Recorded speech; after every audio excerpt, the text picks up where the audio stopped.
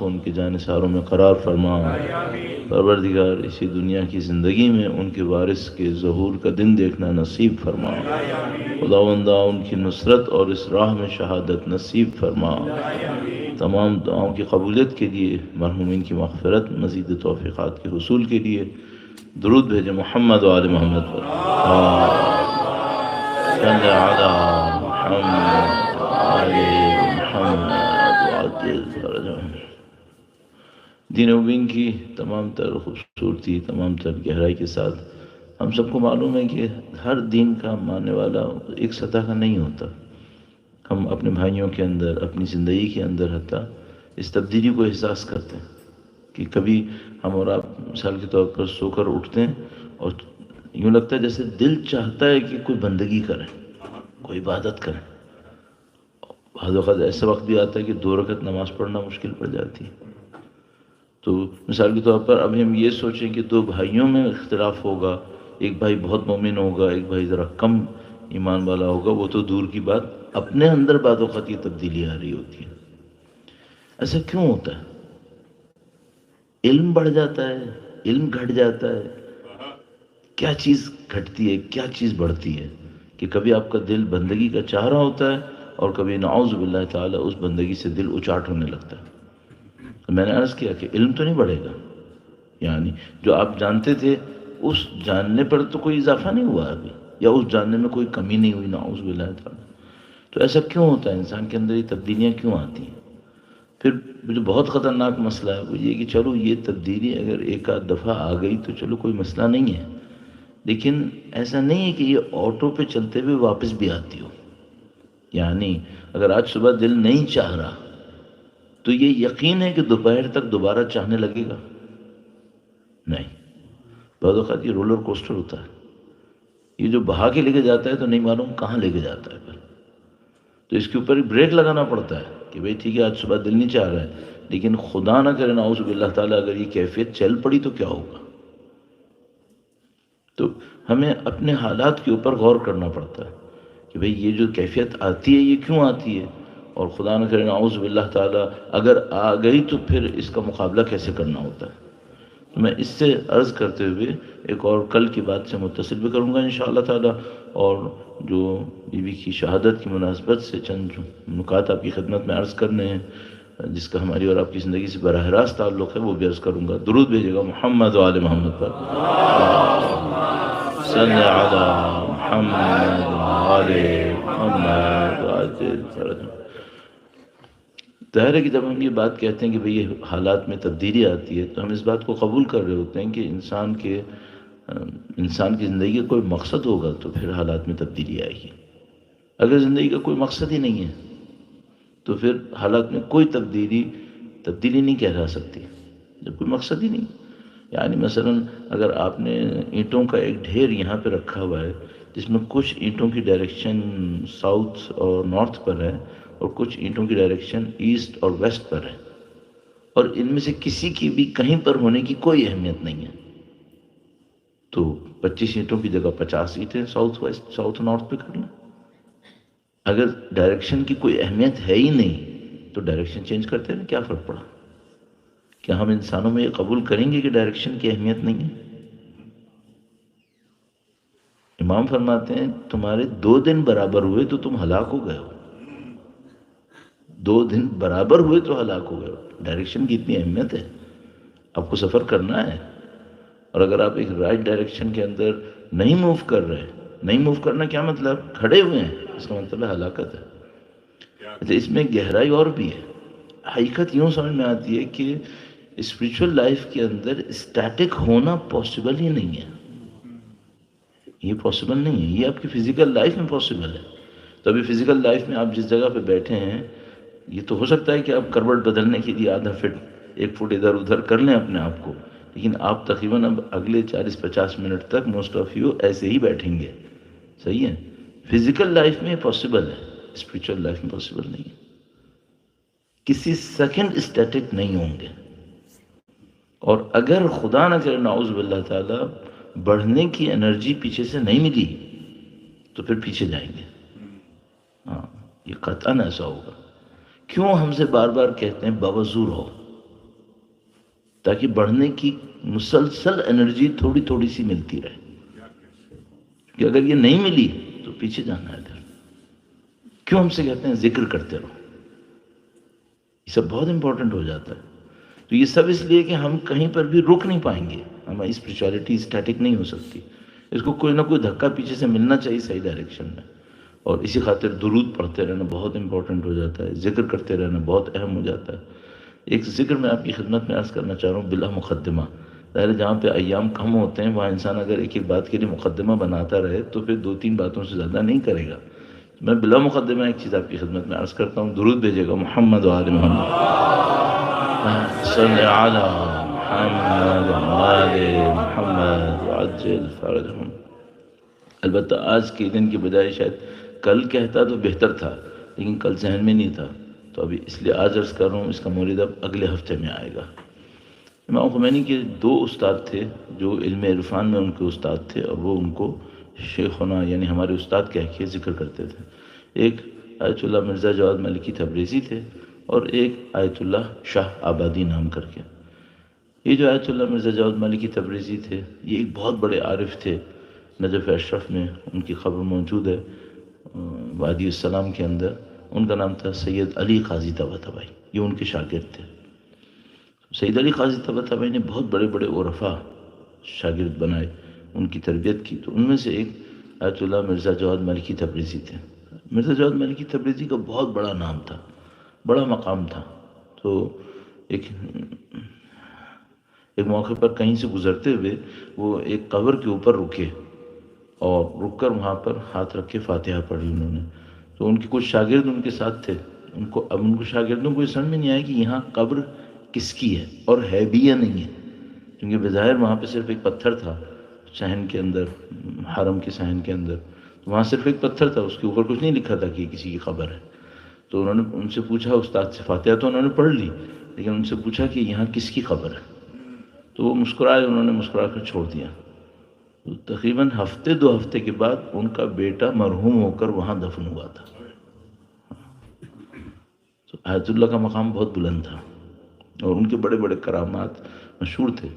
اگر آپ حرم تشریف لے جائیں تو حرم کے مشرقی حصے پہ جو قبرستان ہے، اس قبرستان میں ان کی قبر ہے۔ ان سے بہت لوگوں نے علم عرفان میں سیکھا۔ تو ان کا ایک جملہ مشہور ہے، اور وہ مستند بھی ہے۔ بعض اوقات چیزیں مشہور ہو جاتی ہیں، مستند نہیں ہوتی۔ آپ نے شاید سنا ہوگا آیت اللہ بہجت سے، آیت اللہ العظمہ بہجت علیہ مقام الشریف سے ایک فاتحہ کبیرہ مشہور ہوئی بھی ہے، یہ مستند نہیں ہے۔ پڑھنا چاہیں پڑھ لیں، ثواب ملے گا، لیکن ان سے مستند نہیں ہے یہ۔ ان کے بیٹے نے بلکہ انکار بھی کیا ہے کہ یہ مستند نہیں ہے۔ بعض چیزیں مشہور ہو جاتی ہیں، مستند نہیں ہوتی۔ یہ میں عرض کر رہا ہوں، یہ مشہور بھی ہیں، مستند بھی ہیں۔ انہوں نے یہ کہا کہ جتنے بھی مستحب اعمال میں ہیں، ان میں کوئی عمل اس سے زیادہ معنوی ترقی میں اثر نہیں ڈالتا۔ جتنے بھی مستحب اعمال ہیں، یہ عمل معنوی ترقی میں سب سے زیادہ اثر ڈالتا ہے۔ ظاہر بہت اہمیت ہوگی۔ تو اب میں طالب علم ہونے کے ناطے، اور یہ سوچتے ہوئے کہ آپ بھی اپنے ٹائم کو حساب کرتے ہوں گے، تو میں آپ سے پوچھوں گا کہ اگر کوئی ایسی چیز آپ کو پتہ چلے جو آپ کی معنوی ترقی میں بہت زیادہ اہم ہو، بقول اس آیت اللہ کے جملے کی کہ اس سے زیادہ اور کوئی چیز شدت سے اثر نہیں ڈالتی مستحب اعمال کے اندر، تو آپ اس کو ہفتے کے کتنا ٹائم دینا چاہیں گے؟ تو آپ لوگ تو ظاہر ہے کہ ہفتے کا حساب کرتے ہیں نا، کہ ہفتے کے کتنے گھنٹے، تو اس کو آپ ہفتے کا کتنا ٹائم دینا چاہیں گے؟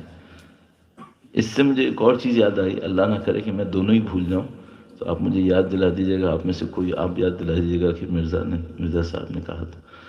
ایک دفعہ میں اپنے ایک استاد تھے آیت اللہ فیاضی، ان کے پاس حاضر ہوا تھا ایک درس کے لیے، تو انہوں نے اپنے استاد تھے شیخ عبدالکریم، شیخ مرتضیٰ حائری، جو شیخ عبدالکریم حائری قم کا جب حوضہ جنہوں نے بنایا تھا ان کے بیٹے تھے، تو وہ شیخ مرتضیٰ حائری کے پاس بیٹھے ہوئے تھے۔ وہ خود بہت بڑے عارف تھے، بہت بڑے عارف تھے۔ تو کہنے لگے کہ شیخ مرتضیٰ حائری نے مجھے کہا کہ میرے استاد نے ایک عمل مجھے بتایا تھا دنیا کی محبت دل سے نکالنے کے لیے۔ یہ جو چھوٹا سا جملہ ہے نا، دنیا کی محبت دل سے نکالنا، یہ موت کی 1/3 تیاری ہے۔ کسی کو موت کے لیے تیار ہونا ہو تو 1/3 تیاری یہ ہے اتنا مسئلہ ہے یہ آسانی سے نہیں ہوگا. تو کہنے کہ میں شیخ مرتضیٰ حائری کے پاس تھا، یہ میں نے استاد فیاضی سے خود سنا تھا. تھوڑا سا اس وجہ سے تبدیل ہو رہا ہے کہ میں حافظے میں کم ڈیٹیلز آ رہی ہیں، لیکن لب لباب یہ تھا. تو انہوں نے کہا کہ شیخ مرتضیٰ حائری نے کہا کہ میرے استاد نے مجھے ایک عمل بتایا تھا، مجھے یاد نہیں صحیفہ سجادیہ کی کون سی دعا تھی جو اگر کوئی شخص مسجد حرام میں بیٹھ کر پڑھے، مکہ میں خانہ کعبہ کے نزدیک، تو دنیا کی محبت دل سے نکل جاتی ہے. صحیح. تو استاد فیاضی نے اپنے استاد سے کہا، شیخ مرتضیٰ حائری سے، کہ کیا وہ دعا آپ کو یاد آئے گی؟ مثلا ایسا کچھ پوچھا. انہوں نے کہا کہ دعا تو مجھے یاد نہیں آ رہی، لیکن مجھے پتا ہے کہ اگر میں گیا تو پورا صحیفہ بھی پڑھ لوں گا تاکہ وہ دعا ٹچ کر لوں کسی طریقے سے، کیونکہ یہ کام بہت اہم ہے. صحیح. تو کتنے منٹ آپ دیں گے اپنی معنوی ترقی کے اوپر؟ صحیح ہے. یہ جو میں آپ سے عرض کر رہا ہوں، یہ ہفتے میں لگے گا اس پہ تقریباً 45 منٹ 45 منٹ لگے گا اس پہ ایک ہفتے میں. ایک حصہ شب جمعہ میں کرنا ہے، ایک حصہ عصر جمعہ میں کرنا ہے. کام بہت سادہ ہے. 100 مرتبہ سورہ قدر شب جمعہ، 100 مرتبہ سورہ قدر عصر جمعہ. آیت اللہ نے کہا کہ اس سے زیادہ مضبوط عمل معنوی ترقی کے لیے شدید عمل نہیں ہے. اب اس میں ذرا سا ایک میں آپ لوگ کہتے ہیں کیچ، وہ میں عرض کرتا چلوں. درود بھیجے گا محمد و آل محمد، صلی علی محمد آل محمد وعجل فرج. ہمارے پاس اعمال کی فہرست بہت طولانی ہے، مستند اعمال کی بہت طولانی فہرست. شاید مثال کے طور پر مستحب نمازوں کے اندر شاید کوئی نماز ہو جو نماز غفیلہ سے زیادہ طاقتور ہو. نماز غفیلہ بہت طاقتور نماز ہے، مجھ سے کرا سکتی ہے. عجیب ایک روایت میں نے پڑھی کہیں پر کہ کسی نے پوچھا امام سے کہ مولا ہم کوئی عمل انجام دیتے ہیں، یہ عمل ہماری روح کا حصہ بنے، کتنے وقت کرنا ہوتا ہے؟ یعنی مثال کے طور پر میں نماز غفیلہ آج شروع کروں اور میں چاہوں کہ میں وہ کہلاؤں معنوی دنیا کے اندر جو نماز غفیلہ پڑھتا ہے، ٹھیک ہے، تو کتنے وقت پڑھوں تو یہ نماز میری روح کے ساتھ مکس ہو جائے گی؟ کہا 1 سال. 1 سال کروں. اور اس روایت نے بڑی عجیب ایک بات لکھی تھی. اس روایت میں لکھا تھا کہ انسان کی روح میں 360 رگیں ہیں، جسم کی بات نہیں ہو رہی. ان ہر رگ کو متاثر کرنے کے لیے 360 دن تک وہ عمل تکرار ہوگا تو وہ متاثر ہو جائے گی. صحیح ہے. تو اب میں نے 360 ہفتے کہوں گا تو یہ تو خیر کافی زیادہ ہو جائیں گے، تو میں 360 دن پہ ہی رہتا ہوں جو روایت نے کہے تھے. اس کا مطلب یہ ہے کہ اگر میں 52-54 ہفتے اس عمل کو انجام دینے میں کامیاب ہو گیا تو یہ عمل میرے ساتھ آ جائے گا. ایک اور میں آپ کی خدمت میں عمل عرض کرتا چلوں، اور وہ میرے خیال میں بہت امپورٹنٹ ہے، اور پھر میں موضوع کی طرف آتا ہوں. وہ ہے کہ اگر کوئی شخص استغفار کو روزانہ کی عادت بنائے تو کیا ہوگا. اور استغفار میں 2 حالتیں ہیں. ایک دفعہ آپ کہتے ہیں میں روزانہ استغفار کروں تو ہمیں بتائیں، مثلا روایت میں ہمارے پاس موجود ہے 70 مرتبہ کو استغفر اللہ ربی و اتوب الیہ. لیکن قرآن کریم میں ایک آیت کریمہ ہے جس نے استغفار کا ایک وقت بتایا ہوا ہے، اور استغفار کا وقت ہے سحر کے وقت. المستغفرین بالاسحار. اگر کوئی عام وقت میں استغفار کرتا ہے، کم سے کم روایت کے مطابق 70 مرتبہ استغفر اللہ ربی و اتوب الیہ، تو خدا متعال نے فرمایا کہ میں آسمان کو تمہارے لیے گردش میں لے آؤں گا.